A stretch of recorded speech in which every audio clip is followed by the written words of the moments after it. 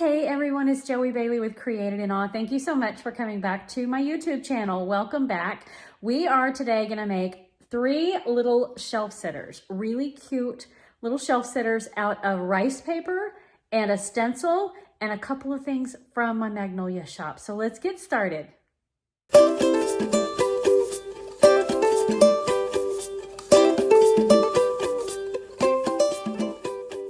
Let's start off by looking at some of the supplies we're going to be using today. The first one is this beautiful rice paper that I get from Decoupage Central. Love all of these really pretty spring designs. I have a set of wooden popsicle shapes that I get from my Magnolia shop. They come in a pack of 12. I will also be using a few little mini stencils, also from my Magnolia shop. You'll need some Mod Podge. I use matte, and then a clear sealer. I also prefer matte. This Rust-Oleum 2X Ultra Cover is good. Some paste from my Magnolia shop and a squeegee. A little bit of water. I'm also going to use a paintbrush, and I have a pencil. I ended up not using it. Gartol miter shears are going to be handy with this. And then finally, the little bases for our shelf sitters, also from Magnolia. We're going to start by taking our little wood popsicle shapes, and I'm going to lay it out with our rice paper because I'm only wanting individual images from this rice paper on each of the popsicle shapes. So I'm just going to kind of line it up and see how it's going to fit and where I'm going to be cutting the images. So I'm just going to try that out. And I'm also going to see how is this going to fit in my base. It looks like that little popsicle handle's not going to work, so we're going to have to cut that off.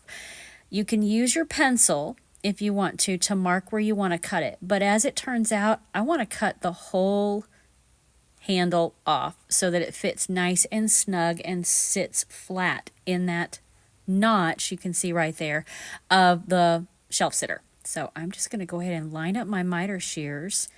Open up that little safety, line up right at the very base, and cut off the handle. So it just takes a little bit of pressure. You could probably use some scissors, but I knew that this miter shear would help me cut a nice straight line and not have to even it up with my scissors. So I'm going to go ahead and do the rest of them. So now I'm just looking at the stencils I have. These 3 came from a 12-pack that we have currently with Magnolia, and they're just the ones I preferred, and I was laying it out with the rice paper to see which ones would go with which images. And I've picked my images, so I'm going to go ahead and take some scissors and cut all the way to the outside around each of the 3 parts of the rice paper that I chose. So now taking each of those images, I'm going to lay it down onto the arch shape that we have left from our popsicle and see how it's going to line up. And part of the edges of some of them are going to be cut off, and I really don't want a cut flat edge on the top. So I'm going to give it a feathered look by taking just a little bit of water on my paintbrush, painting that wet line around where I want it to arch on the top. And then I'm just going to use my fingers and tear that paper carefully. I do have to hold it firmly, each piece, and pull it away from itself exactly where I would be cutting it with scissors. And the reason I don't cut it with scissors is I want like a feathered edge to it, like it's almost been watercolor painted straight onto that arch shape, rather than a cut line that will be seen very easily. Again, I want to do the same thing on the bottom because that bottom edge might show. The 2 sides are actually overlapping the outside edges of the arch, and they're just going to end up going all the way across that edge. I don't need to worry about a feathered edge look on those, and you'll see that here in a minute. But there's that kind of feathered look up close for you. So now we are ready to Mod Podge. Grab that paintbrush that I want to use with Mod Podge. So here's another paintbrush that we're going to have. And our Mod Podge. I have it in a different bottle just to make it easier for me to use, but it's that same matte Mod Podge. I'm just going to pour a little bit straight onto the popsicle or the arch shape now. Spread it across with that paintbrush. Try to make it even. And go ahead and lay that piece of rice paper. I'm moving it all the way almost to the very top edge. I do want that little feathered look at the top. So I'm smoothing it down from the center out. Rice paper is fairly thick and it works pretty easily with just your fingertips. If it gets sticky, then lay a piece of plastic like saran wrap over the top to spread out all those edges.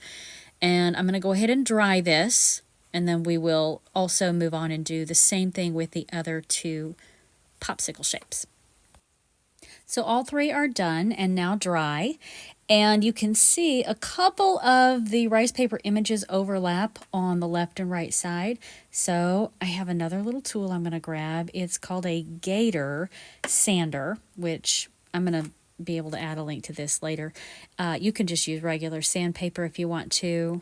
And just sand off that edge. Do it lightly so that you don't sand so hard that you take the paint off of your wood shape.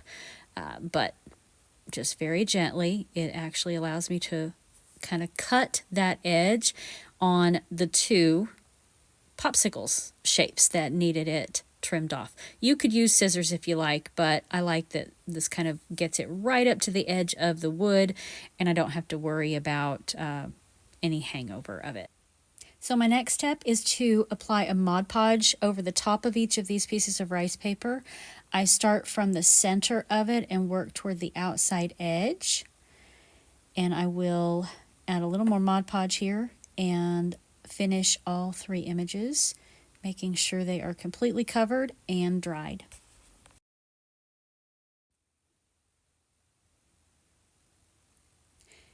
So once dry to the touch, I can flip them over and we can work on the other side, which is where we're going to apply these little mini stencils. They are part of a 12-pack from our spring collection. I will put information about the stencils in the description of the video.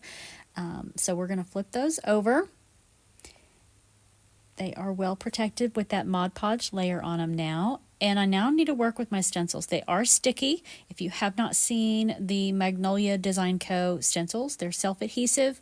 They have a layer of vinyl, which is sticky on the back. And then on the top is an extra layer of mesh that holds your design together. Because they're very sticky, when they're brand new or they haven't been used very many times, I apply them to a low-lint towel to add a little bit of fuzz to make them easier to pull off of the surface so I don't stretch them and so they don't ruin any paint layer that might be underneath.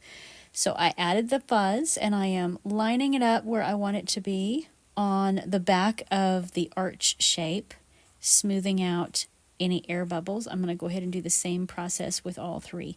This stencil is a different color because I've used it before with ink and I didn't get it cleaned very quickly, so it does have a little bit of a stain on it, but that doesn't hurt it because you can see through the cutout portion of the image and it's going to work just fine. So fuzz that one and smooth it down. I'll do the same thing with Plant a Garden, and then we're going to apply our paste. I did grab a little water tub for washing my stencils. It just makes it a little bit easier, and I apologize I'm off screen a little bit on this. I took my Dusky Blue paste and I needed to stir it a little bit to make sure it was a nice creamy consistency to be able to use, and it is. So I have a little stir stick. I'm just going to drop it in that tub of water that I'll use for cleaning my stencils also.